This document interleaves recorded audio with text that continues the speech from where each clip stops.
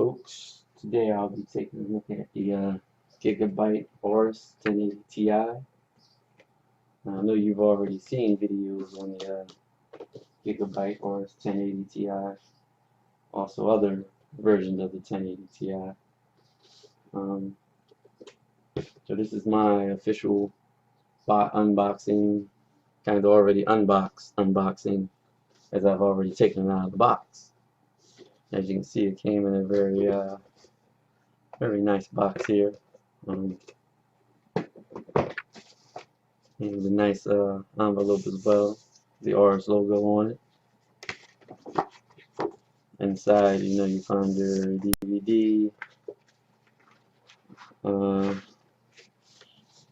little manual on getting started.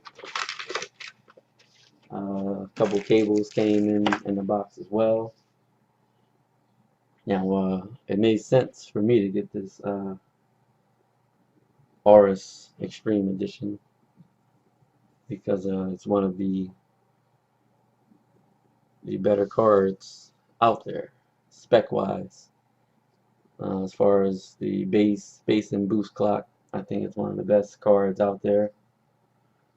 I also have the Gigabyte Aorus motherboard as well. I think it's a 370. But let's take a look at the card here. As you can see, it's a pretty big card. It has the 3 fans. Some of the shrouding around it, some of it actually feels metal and aluminum. Maybe some plastic here as well. And a lot of people complain about the plastic. I mean, it feels pretty sturdy, so I'm not going to complain about that. I'm not going to be handling the card every day. It's going to be sitting inside this case here. Hopefully, I can get it in here. As I had to remove some bays to try to get it to fit. It's a fairly heavy card. The biggest card I've ever had. But I'm excited because it doesn't have the hybrid. I like the hybrid because of its cooling. I'm coming from a EVGA 1080 hybrid, but I don't like all the lines. The tubing, and I already have tubing coming from the CPU cooler. So with all the radiators in here and the tubing, it's too much clutter. So I went back to the fans, and I've heard these fans don't get very loud, but me personally, I don't really care about the noises. I think I've already got like five fans inside my tower anyway. Let's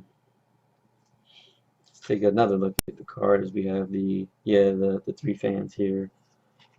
Your Aorus logo here. Your Aorus logo here as well. Both of these are RGB lit.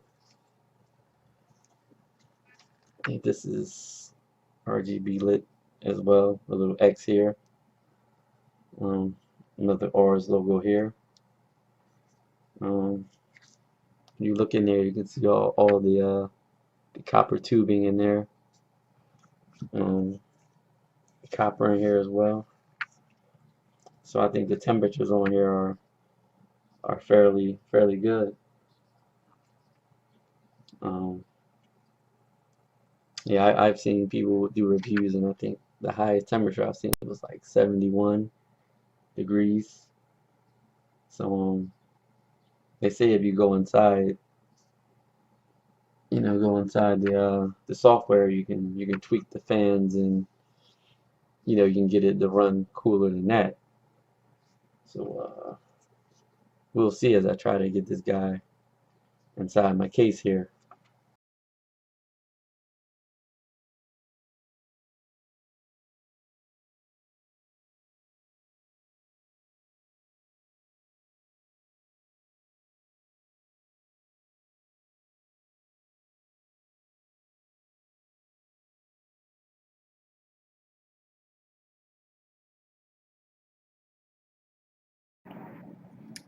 Here we look inside the Aorus software. You can see that there are many user modes here. User mode, you can set your own preferences. Silent mode for the card, fan speed, spin at a lower RPM. Gaming mode, uh, increased boost clock,